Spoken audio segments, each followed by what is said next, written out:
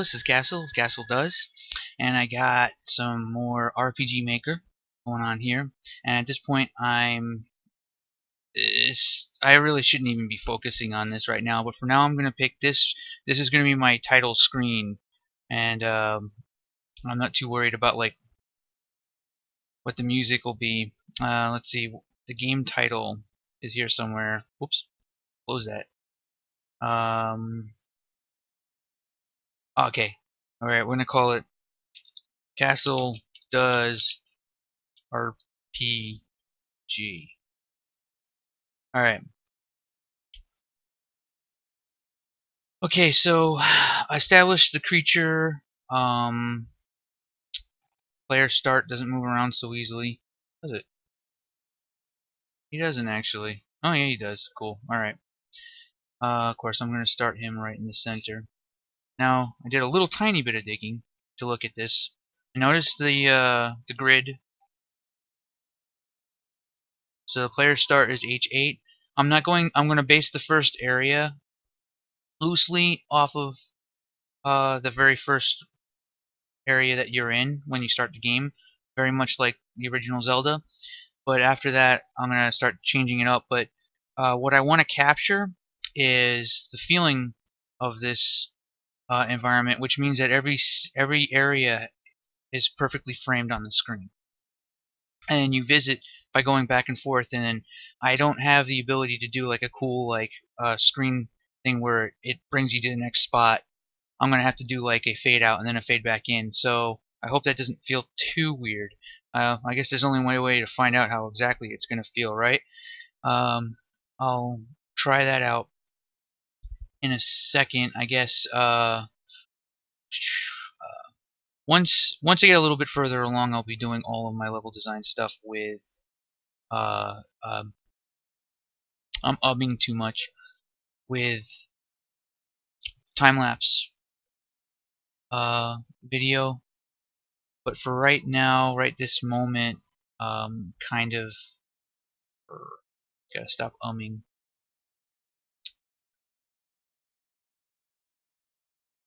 See, 1, 2. Okay, so that's about too tall.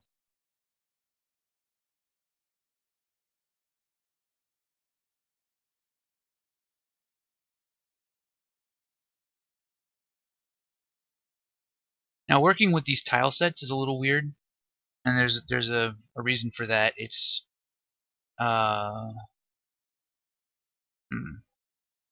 this doesn't feel right to me. Working with these tile sets, they're using a special kind of tile system that is a bit different than I was expecting when I first started messing around with RPG Maker. This tile set is actually a special kind of thing where instead of just like the base tile where you just position everything like you normally would, in this it's like it sort of programmatically it grabs bits and pieces of it. I should probably hold on. I'm gonna load up one of the graphics and show you. Okay, so what you're looking at here is these are tiles that are automatically sort of stitched themselves together. So like if you look at just this one part right here that's rock, you'll see that this one right here there's absolutely no edges except for on the very corners. And then this one is just like a one tile that has it has edges on all sides. And this is a bigger one. It actually grabs this and turns it into a much smaller grid and then stitches it all together depending on how I paint it. So what's interesting about that is it causes a need for me to do things in certain weird orders that are probably, I don't know if it's really made the job easier or worse. This is one of those times where people try to make something easier, and the end result is that it ends up actually becoming more annoying. But I guess in the end, it gives a hell of a lot more variation as far as different types of tiles that you can have. So like what you're looking at right here is kind of a beach, but you see how there's like a hard edge right here. So sometimes it's actually kind of difficult to wrap my head around how this is supposed to work. All right. So you see how it, but now there's still a hard edge over here. So what I'm supposed to do is let's see if I can remember this correctly. Alright, I grab this one, I go like this, right? Hold down shift, it does this weird thing.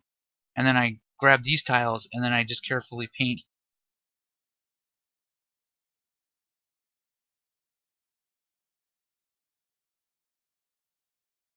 Okay. I mean, whatever. Whatever gets the job done, right? And then there's only one other thing that adds a tiny little bit of complexity is that these these dark squares are for lighting, and there are occasions where you have to just manually put those in. Okay, so I have my first area, which very loosely resembles first area in Zelda. Okay, I'm planning on having the thing where you go into the door. Well, one of the things that's cool about game design, things that were true back then in the original Zelda days are still actually true to this day. Players will be drawn towards that one weird block of open door. However, in my case right now, the slime is actually a bit of a distraction, but I might need to bring this all over a little bit because it's not centered enough. And also one of the neat things about how this is designed right here is that it sort of funnels your eyes towards it. You have to make sure that the player sees this first, even though it wasn't totally necessary in the original Zelda. And to do it in this game, you're going to end up just using your fist on slimes. It's probably not going to be the most beautiful thing in the world. It'll probably end up being really kind of crappy. I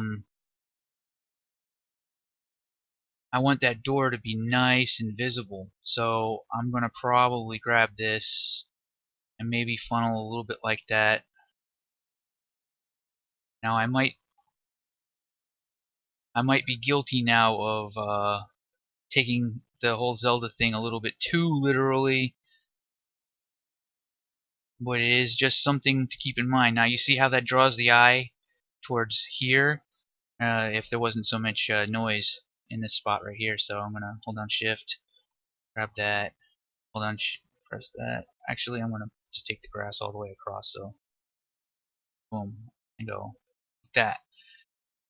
Okay, so the way you do a door in this is this way. Okay, this is good right now.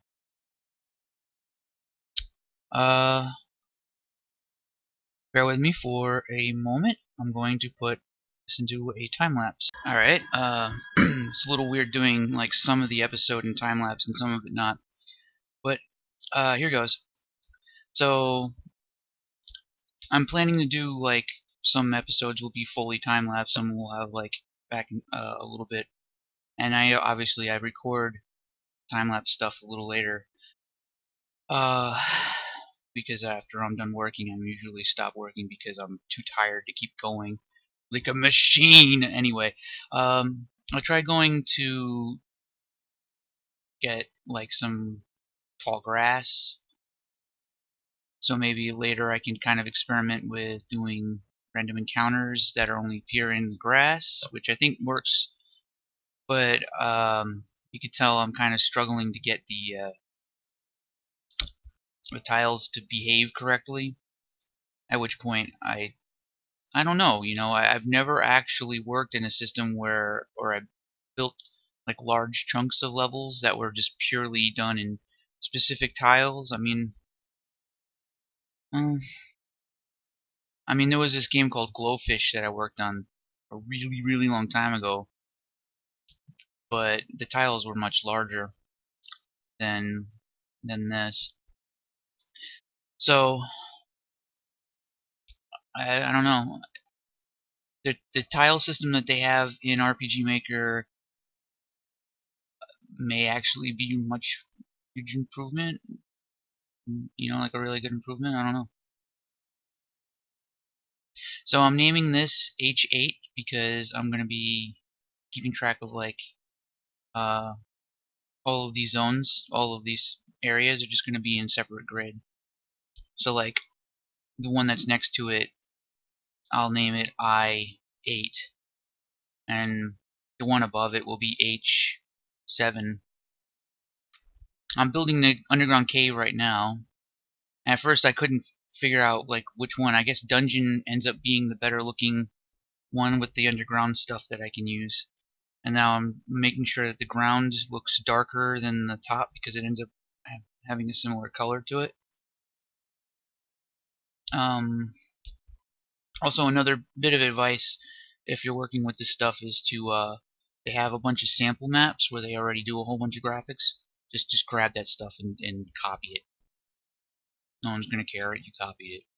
Always, this is true even when you're working on bigger projects. If somebody already has a bunch of geometry that you can just grab and use in your map, do it. This isn't some like RPG Maker thing. This is just level design in general. It's always better to just use somebody else's work and get things in place faster if it's available.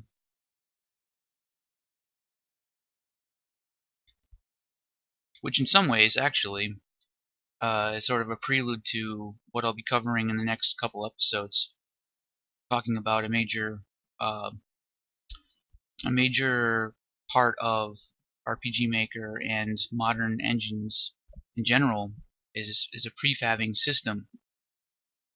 Prefabbing can mean anything from prefabs of objects that are dynamic and static. One of the reasons why GDK Radiant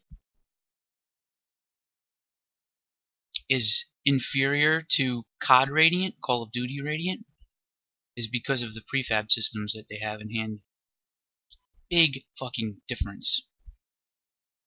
Lacking a prefab system for either dynamic or static objects is a huge problem. If your engine doesn't have it, you are really, really making your life a lot harder than it should be. Anyway, so you notice that I'm creating these magic, like these pots and stuff like that, because obviously if I'm doing a Zelda clone, I'm gonna have some pots that you gotta break and get like stuff out of them. I mean, absolutely have to have that. And they're gonna come back every time you re-enter the area. That's just totally gonna happen. Like you're watching that basically go on. Now, I took the sword and shield away from the main character because I want you to get the sword from the old guy in here.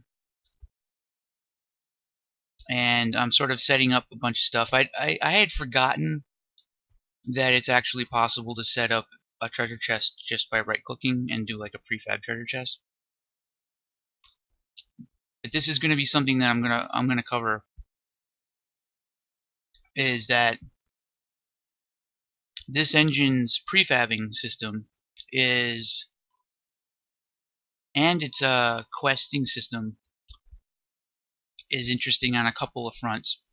And I'm not exactly sure how to go, but right now what I'm doing is I'm setting up the old man only says this once, and then it sets a global boolean to true. And if that global boolean is true, you'll no longer say that statement anymore. You'll just sort of sit there.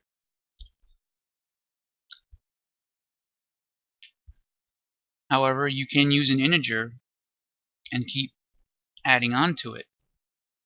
For like, if you have something that's a little closer to like Final Fantasy or something like that, you have a long string of like events, and you just keep adding to that integer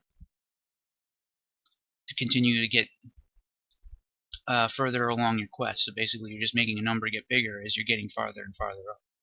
Which is one of the reasons why in Skyrim you don't usually see quests branching, because it's hard to do that when you're keeping track of everything with an integer. So next episode, I'm going to be comparing RPG Maker to Skyrim's construction set on a couple of different fronts. And I'm going to be comparing it to Unreal 4 and Unity. So stay tuned.